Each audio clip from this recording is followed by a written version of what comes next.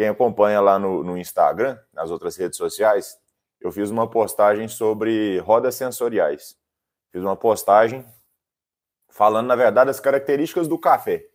Falando como é que faz para o café ficar chocolatado. Até fiz uma brincadeira lá com um frasquinho de Toddy ali. Tem muita gente que acredita que as notas sensoriais são adicionadas.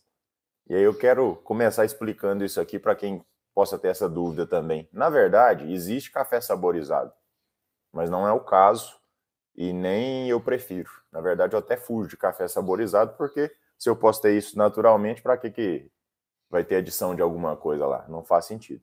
Então, se a empresa saboriza seus cafés, ela deve colocar lá na embalagem. Não sei se todas fazem, mas quando você sabe quem torra, como torra e tudo, aquilo ali é natural. Como assim? Aquilo ali, ó, é a roda de aromas e sabores dos cafés. A roda de aromas e sabores tem várias nuances ali, várias características que você pode pegar no café, que são desenvolvidas na hora da torra. Então você pegou um café muito bom lá na planta, lembrando que na planta terão vários tipos de café. Na planta vai ter um café que está madurinho, um que está quase madurinho, um que está verde, um que está quase verde, o que ainda está demais, vai ter um que talvez esteja até podre, tem um que até já secou, porque são floradas diferentes. Cada florada traz uma leva de grãos de café. E aí, então, depende do clima. A quantidade de florada da lavoura é uma resposta ao clima, às chuvas e tudo mais. E aí, é tudo desigual. O que você precisa fazer? Você precisa ou colher separadamente ou separar de alguma maneira. Você pode colher tudo junto, que é o que a maioria das pessoas fazem, economicamente é mais negócio. É difícil colher seletivamente, não é fácil. Caro demais, não acha a pessoa que quer. E aí você colhe tudo junto e aí depois você pode lavar o café, você pode secar ele todo junto mesmo e separar depois de beneficiado com os grãos sequinhos. É assim que eu faço, por lá em casa não ter muita estrutura. Nós temos um terreiro de café lá e eu separo os grãos depois. Beleza. Sabe aquele que estava verde lá na árvore, no pé do café? Ele não vai ter o potencial de dulçor, o potencial de características sensoriais que um madurinho tem. Por quê? Porque ele não chegou até lá, ele não evoluiu. A semente, o café é um fruto. Quando você pega uma fruta e ela está madura, é diferente de uma fruta que está verde. O gosto, o que ela vai te entregar ali. Está muito mais pronto um fruto. E aí tem polpa. Está docinho. Você pega um grãozinho de café e chupa ele ali, ele está docinho. Aquilo ali é o que a semente está tendo contato. A semente é que nós vamos torrar. Então, ela está no mesmo meio ali, parte daquilo ali é a composição da semente. Quanto mais tempo ela demorar para amadurecer, no seguinte sentido, lugares mais altos geralmente tem clima mais ameno, e lugares mais baixos, o café vai amadurecer um pouco antes. Esse tempo já vai dar contato da semente com a polpa, a evolução ali vai acontecer de uma maneira mais devagar, e aí pode melhorar o potencial daquele café. Mas até aí é só o potencial. Alberto, então os cafés verdes não têm salvação? Para cafés especiais é muito difícil. Até tem gente que faz fermentação de café verde, consegue dar uma melhorada sensorial neles e tudo. Mas geralmente ele vai ser um café com astringência, um café mais pobre de características boas. E aí ele pode virar um café superior ou alguma coisa do tipo. Mas é um bom café ainda. Não é um café tragédia, né? Agora, aqueles cafés furadinhos, aqueles cafés que estão lá podres no pé, alguma coisa assim, não tem salvação mesmo. Ok. Estamos falando só dos madurinhos, os ali. E aí foi lá num lugar que tem altitude de 1.200 metros, lá no Cerrado, lá em casa, lá em 1.100 metros. Pego esse café e faço nele um processo de pós-colheita, que é tirar da planta e cuidar depois. Isso é fundamental. Tem 3 momentos da vida do café onde ele pode se lascar ou onde ele pode ir bem. O primeiro é o pós-colheita, responsabilidade do produtor. Aqui, nós queremos que o café piore o mínimo possível, desde que saiu da planta, até chegar na torra, que é o segundo momento. A torra pode acabar com o café ou pode evidenciar as coisas boas dele. E o terceiro momento crítico na vida de um café é a hora da extração. Pode ter acontecido tudo certinho aqui atrás e eu não tive habilidade suficiente para fazer as coisas boas chegarem na minha xícara e aí eu não terei essas coisas boas. Lembra que nós estamos com o café madurinho aqui, né? E nós queremos chegar nas notas sensoriais ali, na roda sensorial. Você pega o café e vai passar pelo processo de torra. Ah, Alberto, por que não dá para tomar o café sem torrar? Até dá. E tem gente que faz isso, por um motivo ou outro aí que eu nem entendo muito bem. Só que ainda não é o café que nós estamos procurando, porque é na torra que ele desenvolve. É que existe a mudança química ali, que existe a criação de milhares de compostos que vão trazer as características sensoriais. É tão complexo a torra de café que a gente nem entende ela muito bem. Nós não conseguimos explicar muito bem a torra de café ainda. E aí, no final das contas, se eu tenho uma matéria-prima boa, eu tenho um potencial de desenvolver coisas boas naquele café. Como?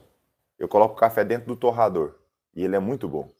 E aí existem as fases da torra. Dentro do torrador, ele vai começar desidratando, a primeira fase é a seca, ele vai começar desidratando, pegando para ele a energia do torrador ali e tudo. E aí depois que ele secou, ele chega no ponto de mínima temperatura, porque ele capturou, né, a energia do torrador. E aí ele começa a subir temperatura. Na hora que ele começa a subir temperatura, ele vai mudando de cor.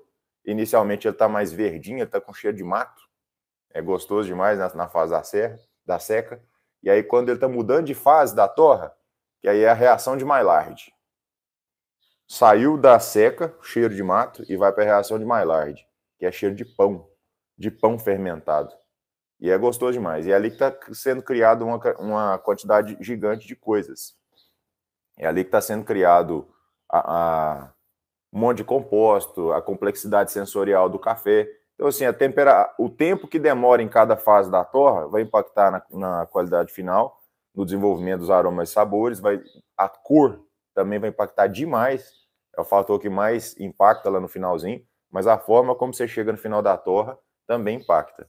Depois da reação de Maillard, o café, durante ela, ele vai acumulando energia, porque ele tem água, ele tem umidade lá dentro. E o que faz o café torrar? Aquecer essa água que tem lá dentro. E a pressão interna vai aumentando do grão. Então, quando chega no finalzinho da reação de Maillard, tem tanta pressão lá dentro, dessa água lá, tudo, e por um momento breve, a estrutura do grão de café, que é muito rígida, ela dá uma amolecidinha. E aí ele faz assim, ó. Então, quando a gente está torrando café, é o momento do crack, ou do pop, que as pessoas chamam. O café fica como se fosse uns milhos de pipoca, estourando dentro do torrador. Fica crac, crac, crac, crac, crac, crac, crac, crac, crac, que ele está abrindo, expandindo. Então, se você receber um café aí que ele não está expandido, a torra provavelmente foi subdesenvolvida. Há momentos em que não, mas normalmente ela foi subdesenvolvida. E aí, beleza, chegou no crack. Quando chegou no crack, o que acontece? É o início do fim da torra. Como assim?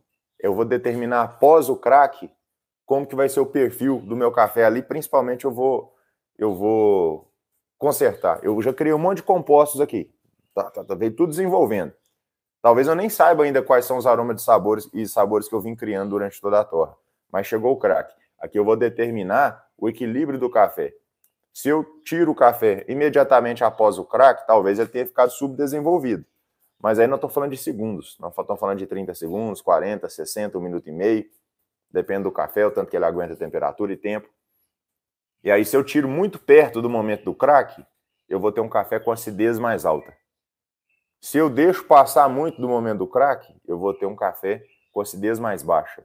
O café vai perdendo acidez conforme vai escurecendo a torra. Ele vai mudando muito conforme vai escurecendo a torra. Se eu tenho cafés muito exóticos, cafés com notas mais difíceis de ter, floral, frutado, por exemplo, não é nota fácil. Elas vão ficar mais evidenciadas com o café de torra mais clara, que é o quê? Pouco tempo pós-crack. Talvez uns 40 segundos, dependendo do café, um pouco mais, um pouco menos. É o café que vai determinar como que a banda vai rodar.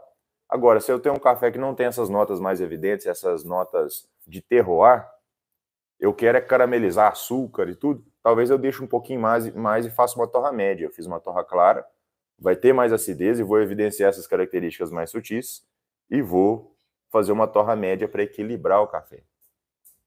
E se eu quiser escurecer, esconder qualquer característica, eu não preciso se preocupar nem com essa fase anterior aqui, ó. Reação de Maillard, esses trem, nem preciso se preocupar com isso, porque eu quero é esconder. mascarar o café. Ah, um café ruim. Então, eu tenho que esconder. E aí, quanto mais escuro é a torra, menos acidez ele vai ter. Talvez ele nem tivesse acidez original, porque é um café ruim. Mas um café bom, eu peguei um café especial. Ele teve o crack e aí ele tá de torra clara. Desenvolveu, equilibrou para uma torra média. E aí depois desequilibrou para uma torra escura. Existe torra escura de bons cafés. Existe até um amargor desejável para algumas pessoas. Eu tô fora. Mas isso aí tem. Ah, um chocolate meio amargo, um negócio assim, que vai caramelizando os açúcares, vai te dar essa impressão. Agora, se você for escurecendo demais, aí você não vai ter nem isso. Aí é só amargor mesmo. Eu gosto de parar na torra média ali no máximo. Meu negócio é torra clara e torra média. Por que eu te contei essa ladainha toda? Porque nós estamos criando aromas, sabores e perfil sensorial. Uma coisa é o que o café veio lá, trouxe da composição dele e te entregou de possibilidade. A outra coisa é o equilíbrio dele na hora da torra. Por isso que o momento da torra também é muito importante e o da extração. Por quê?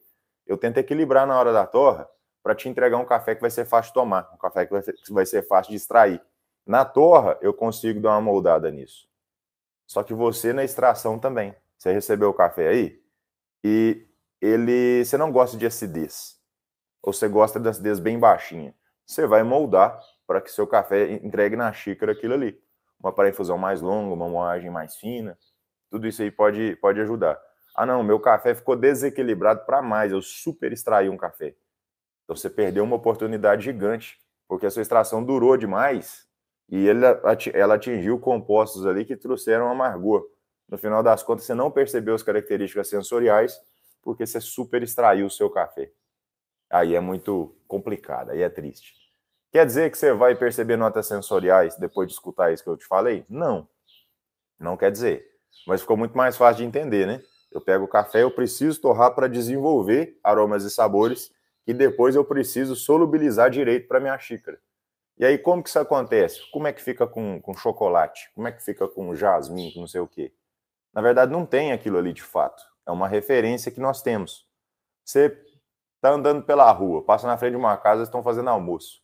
E aí é uma carne lá com alho, não sei o quê. Você sente o cheiro, você sabe que é carne. Você sente o cheiro de alguém chupou uma mexerica na sua casa, passou perto de você as mãos, você sente o cheiro de mexerica, você conecta com mexerica. Então, se tiver você tomando um café e sentir notas de frutas amarelas, qualquer coisa, você pode lembrar, inclusive, de mexerica, de laranja, de pêssego, você pode lembrar de um monte de coisa. Ou individualmente, você não lembra de uma coisa meio genética, você lembra daquilo ali. Nossa, lembrei de pêssego. Isso é muito confuso no início mesmo. Mas por que acontece?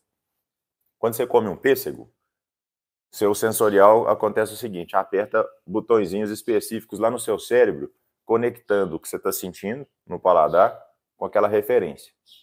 Quando você toma um café que tem notas parecidas com pêssego, para você, que é de acordo com a sua referência sensorial também, o seu leque de entendimento, você tomou o café, ele vai ter a capacidade química ali de apertar os mesmos botõezinhos lá na sua cabeça que te lembra do pêssego.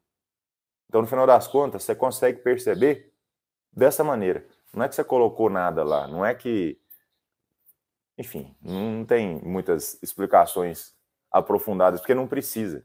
Só que você precisa conhecer. Você precisa, primeiro, ter um bom café com torra fresca. Segundo, fazer uma boa extração.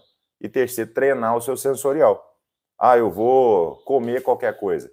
Deixa eu cheirar essa coisa antes, deixa eu estar presente. Eu não estou comendo alguma coisa e olhando o celular aqui, porque aí eu não estou prestando atenção. Eu vou tomar um suco sem açúcar, senão eu vou sentir sabor de doce, no final das contas, porque aí eu vou percebendo aquilo ali, eu vou criando leque sensorial. É assim. Tem gente que faz isso mais fácil, tem gente que vira um pouco a cara e tem gente que não está nem preocupada em perceber notas sensoriais. E está tudo bem também, porque perceber notas sensoriais é um upgrade sensorial. Perceber notas sensoriais é um plus na história. Você não precisa perceber para ter prazer com bons cafés. O sujeito chega lá, ele só quer tirar o açúcar do café, ele tinha uma gastrite, não sei o quê, descobriu que o café não é tudo igual. E aí, de repente, ele fica feliz demais, porque consegue sentir um cheirinho de chocolate no café dele, um cheirinho de castanha, percebe nada no paladar não, mas ele sente um cheirinho ali, porque comprou um café gourmet lá. E aí o café amarga um pouquinho, mas dá para tomar. E aí depois ele descobre que é a extração dele, ou a escolha do café. E aí ele vai melhorando aquilo ali, o café vai ficando mais redondinho, na medida que ele vai aprendendo. A cada extração ele vai ficando mais redondinho. E ele não sabe, mas ele está treinando o sensorial dele junto com a extração, porque se o café está ficando melhor, você está percebendo ele melhor. Aí você está subindo de nível. No final das contas, vai chegar um belo dia, que aí você, no gourmet, talvez isso demore mais ou talvez nem aconteça. Mas aí você foi para um café especial e tá com uma boa extração, de repente dá aquele, ué, eu tô sentindo o que tá falando no pacotinho. Para algumas pessoas isso vai ser mais rápido, porque tem as capacidades individuais, no final das contas, algumas pessoas, conexão neural lá, né? Não sei explicar isso profundamente, não. Mas tem pessoas que têm mais sensorial, tem pessoas que têm um paladar mais aguçado do que outras. Mesma coisa são os outros sentidos. Então tem gente que vai demorar mais, mas... Ah, não, meu paladar é ruim, eu não consigo perceber essas coisas. Pode ser. Só que você vai melhorar em relação ao que você está. E aí, se você fizer tudo direitinho, dificilmente você não vai perceber. Não vai perceber só se você tiver algum problema, vamos dizer assim, muito específico, né? Você está com um cafezão, extraiu direito, a tendência é que você perceba. Então, para matar esse assunto, que já me alonguei demais, notas sensoriais são desenvolvidas no café de acordo com a torra ali. No momento da torra, pega a composição química e rola uma metamorfose muito doida para chegar até o final da torra com equilíbrio correto e tudo. E aí, com isso, irmãos, nós vamos fazer uma extração também equilibrada para que os compostos sejam solubilizados, carreados para a nossa xícara, senão nós não vamos perceber.